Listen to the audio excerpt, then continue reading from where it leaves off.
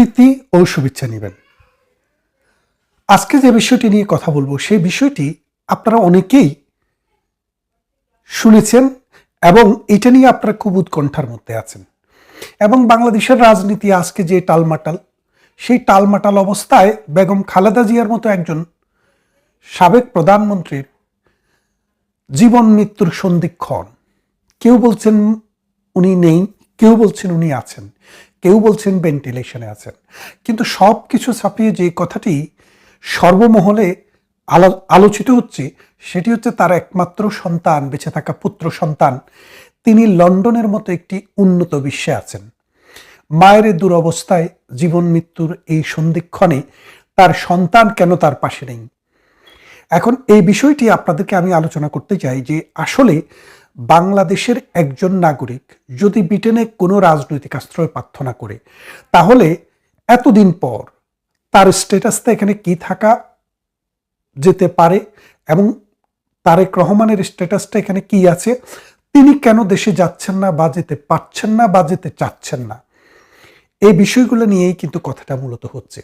আপনি দেখেন তারেক রহমান 2006 বা 7 সালে সম্ভবত 7 এদেশে আসেন। আসার পর তিনি এদেশে রাজনৈতিক আশ্রয় প্রার্থনা করেন। রাজনৈতিক আশ্রয় হচ্ছে ব্রিটেনের একটা আইনগত বিষয়। 1951 সালে একটা কনভেনশন হয়েছিল যেটাকে বলে রিফিউজি কনভেনশন। কেউ রাজনৈতিক মত পার্থক্যের কারণে, কারো ধর্মীয় পরিচয়ের কারণে, কারো বিশেষ কোনো মত প্রকাশের কারণে, অথবা সেক্সুয়াল ওরিয়েন্টেশনের কারণে, অথবা কোনো ক্ষুদ্র নৃগোষ্ঠী জাতিগোষ্ঠী হওয়ার কারণে রাষ্ট্র কর্তৃক অথবা সমাজের শক্তিশালী কোনো গ্রুপ কর্তৃক যদি তারা জীবনের আশঙ্কা বোধ করেন নিজের দেশে, এবং সেই কারণে যদি তিনি ইউনাইটেড কিংডমে কোনো রাজনৈতিক আশ্রয় প্রার্থনা করেন, সেই প্রার্থনা করলে সরকার তার প্রার্থনাটি মঞ্জুর করতে পারে অথবা রিফিউজ করতে পারে। তো তারেক রহমানের ক্ষেত্রে সেটি মঞ্জুর করা হয়েছে। তো মঞ্জুর করা হলে সাধারণত যদি কারো অ্যাসাইলাম অর্থাৎ রাজনৈতিক আশ্রয় প্রার্থী অর্থাৎ আশ্রয় প্রার্থনা যদি মঞ্জুর করা হয়, তাহলে তাকে 5 বছরের জন্য একটি ভিসা দেওয়া হয়। এই ভিসাটির স্ট্যাটাস হলো ইউনাইটেড কিংডমে একজন ব্রিটিশ নাগরিক যেই রকমের সুযোগ সুবিধা গ্রহণ করতে পারে, যেই রকমের স্ট্যাটাস পায়, ঠিক ওই রকমের স্ট্যাটাসে একজন আশ্রয়প্রার্থী পেয়ে থাকেন। তারপরে এই 5 বছরের জন্য তাকে যে ভিসাটি দেওয়া হয়, সেই ভিসাটির জন্য কোনো টাকাও দিতে হয় না।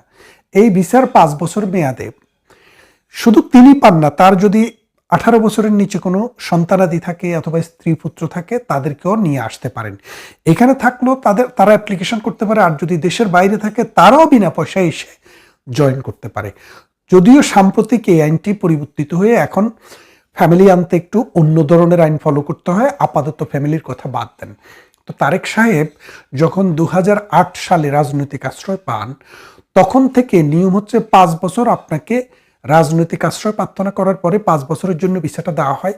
এই 5 বছরের ভিতরে আপনি একটি অ্যাপ্লিকেশন করে একটি ট্রাভেল কার্ড পেতে পারেন। এটাকে বলে travel card, travel document, British travel document as a refugee. ওই ট্রাভেল ডকুমেন্টটার ভ্যালু হচ্ছে আপনি পৃথিবীর যত দেশে ব্রিটিশরা যেতে পারে আপনিও পারবেন।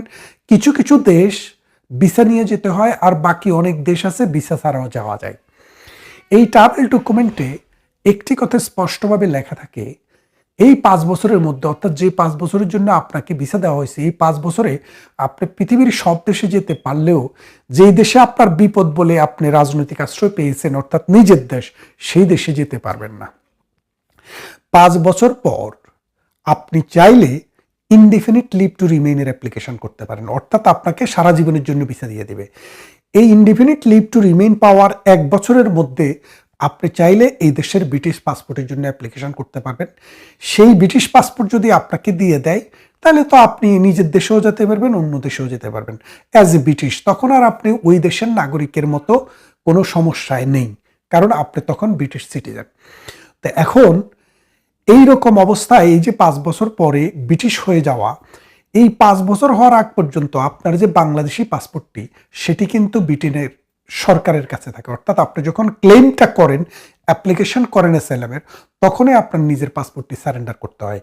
তো 5 বছর পরে আপনি যখন আপনার ইনডিফিনিট লিভ টু পেলেন, রিমেইন পেলেন, তারপরে 1 বছর পরে আবার এখানে স্থায়ী হয়ে গেলেন, তাহলে তো এখন আপনি আপনার ভিসা নিয়েই, আপনার পাসপোর্ট নিয়েই আপনি পৃথিবীর যে কোনো দেশে যেতে পারেন।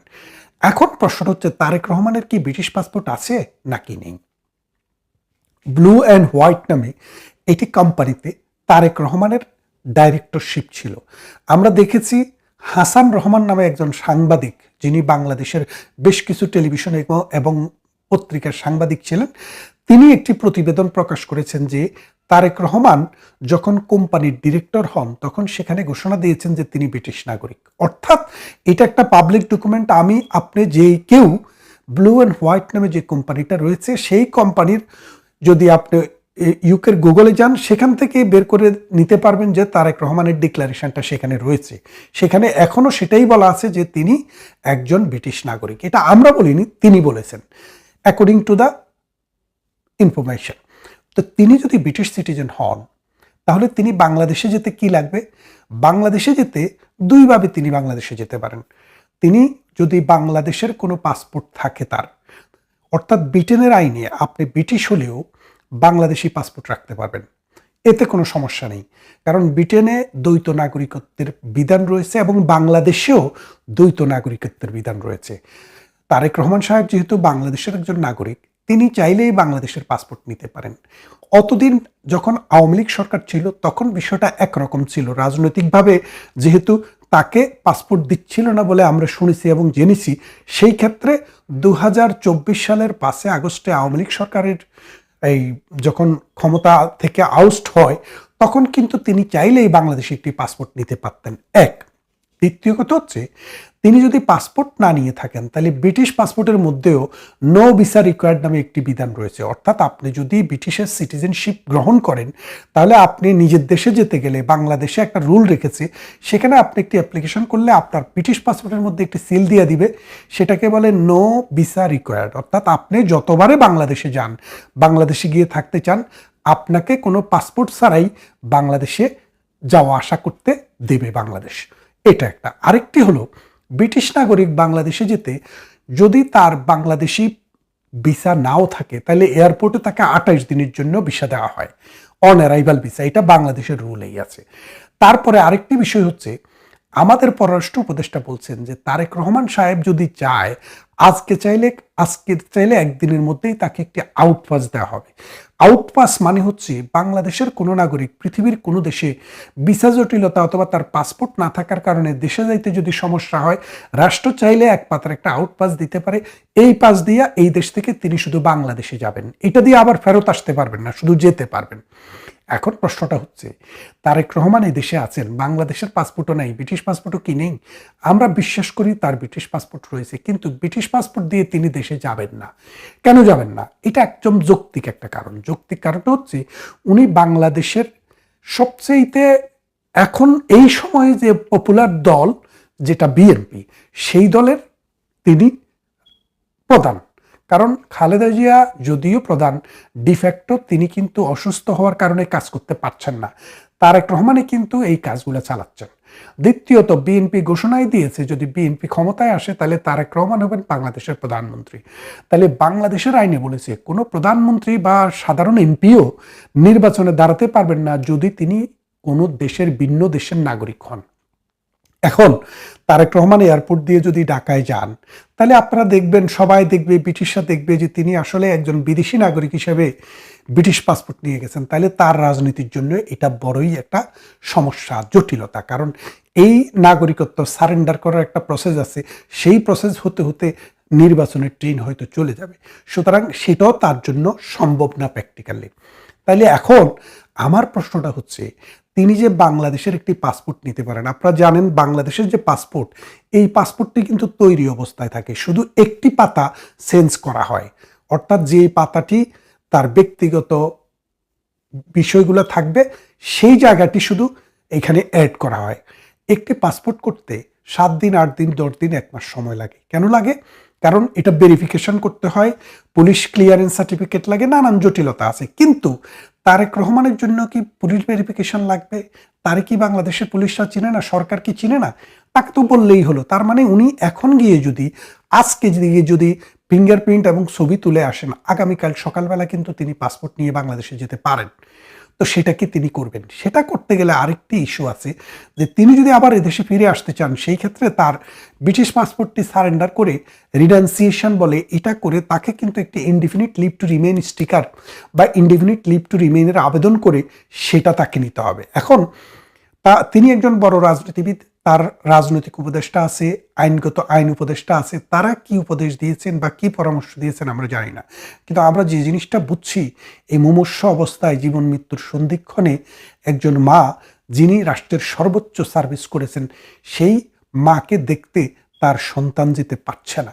এই যে দুঃখ, এই যে কষ্ট, এই যে আহাজারি, এটা কিন্তু আমরা দেখতে পাচ্ছি।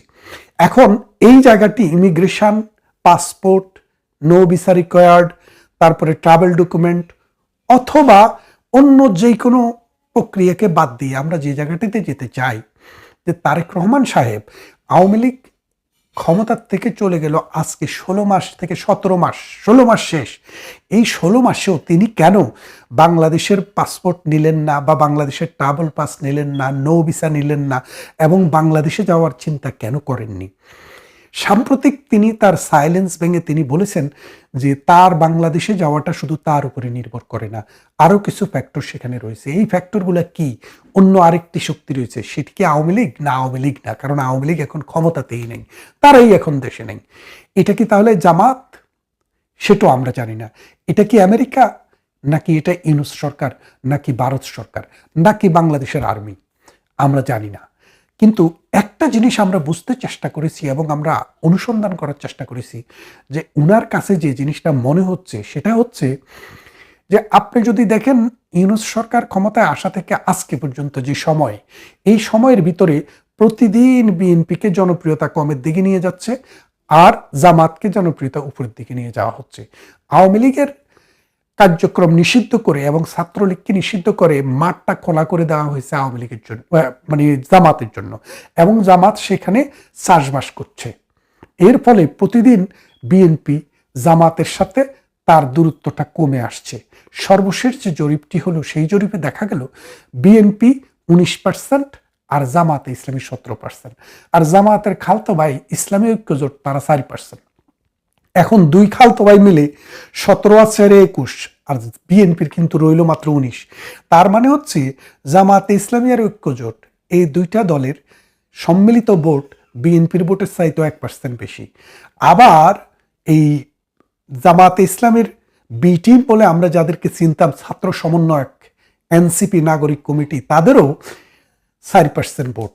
তাহলে এখন তারা 25% হয়ে যাচ্ছে। তাহলে হিসাব করে দেখেন যে প্রতিদিন যেভাবে ডক্টর ইউনূসের মেটিকুলাস ডিজাইনের অংশ হিসেবে জামাতকে তুলে আনার যে প্রকল্প চলছে, এই প্রকল্পের অংশ হিসেবে এবং পাকিস্তানের সেনাবাহিনী, নৌবাহিনী, বিমান বাহিনী এবং এই পাকিস্তানের যে মৌলবাদী গোষ্ঠী এবং তাদের যে জঙ্গি গোষ্ঠী, এরা যেভাবে লস্করে তৈয়বা বা জৈশে মোহাম্মদীরা প্রতিদিন বাংলাদেশে আসছে, এর ফলে আমরা যদি জিয়াউর রহমানের দল বিএনপির খালেদা জিয়ার সময়কে দেখি, তখন কিন্তু পাকিস্তানিদেরকে এইভাবে বাংলাদেশে এন্ট্রেন্স দেওয়া হয় নাই। তার মানে হচ্ছে এখানে এই একটা বিশেষ গোষ্ঠী এই ডক্টর ইউনূসের সাথে মেকানিজম করে জামাতকে সামনের দিকে এনে বিএনপিকে একটা সাপ্রেস করার চেষ্টা চলছে, এবং এর সাথে আমেরিকার অতীত ইতিহাসও রয়েছে। সেই কারণে তারেক রহমান সেফ ফিল করছেন না যে তিনি যদি ফিরে দেশে যান তাহলে তার জীবনের নিরাপত্তা আছে কিনা, তিনি বেঁচে থাকবেন কিনা, বেঁচে থাকলেও তাকে নির্বাচিত হতে দিবে কিনা। যদি নির্বাচিত হতে না দেয় তাহলে তাকে নানান ধরনের মামলা দিয়ে ওই দলকে, ওই যারা ক্ষমতায় আসবে তাদেরকে সাপোর্ট করতে বাধ্য করা হবে। এইরকম একটা অবস্থা থেকেই আমরা বিশ্বাস করি তারেক রহমান দেশে যেতে পারছেন না। এক, দ্বিতীয়ত আরেকটি বিষয় হচ্ছে, আপনারা যদি খেয়াল করে দেখেন যে আজকের দুনিয়াতে গণতন্ত্রের যে মডেল, এই মডেলে কি বাংলাদেশ আছে? বাংলাদেশের সবচাইতে বড় দল আওয়ামী লীগ, কারণ সাম্প্রতিক যে তারা আইআরআই গবেষণা করে যে রেজাল্ট দিল, সেখানে দেখা গেল আওয়ামী লীগের পক্ষে মানে ভোট আমরা এদেরকে দেব না, জামাতকে, বিএনপিকে, এনসিপিকে দেব না, তাহলে তারা কারা? এবং বলছে আওয়ামী লীগকে দেব, নাম লিখে দিয়েছে। তাদের ওখানে মানে আওয়ামী লীগকে চুজ করার কোনো জায়গা নেই, নাম লিখে দিয়েছে, এরকম লোক আছে 8%। তাহলে আপনি বোঝেন বাংলাদেশ আওয়ামী লীগ বাংলাদেশে গত 20 বছরের মধ্যে সবচেয়ে জনপ্রিয় জায়গায় আছে আজকে। এই সব কিছু চিন্তা ভাবনা করে, সব হিসাব নিকাশ করেই কিন্তু তারেক রহমান আগাচ্ছে। তবু আমি বলবো, তারেক রহমানের মা যদি এই বাংলাদেশে আজকে একজন ডাক্তার গিয়েছেন আমরা জানি, সেই ডাক্তার যদি বলে যে না, উনাকে আর দেশের বাইরে নেওয়া সম্ভব না, সেই ক্ষেত্রে তারেক রহমান ঢাকায় যাবেন, এয়ারপোর্ট থেকে তাকে সামরিক বাহিনীর একটি হেলিকপ্টারে করে নিয়ে যাওয়া হবে এবার কেয়ার হসপিটালে। তারপর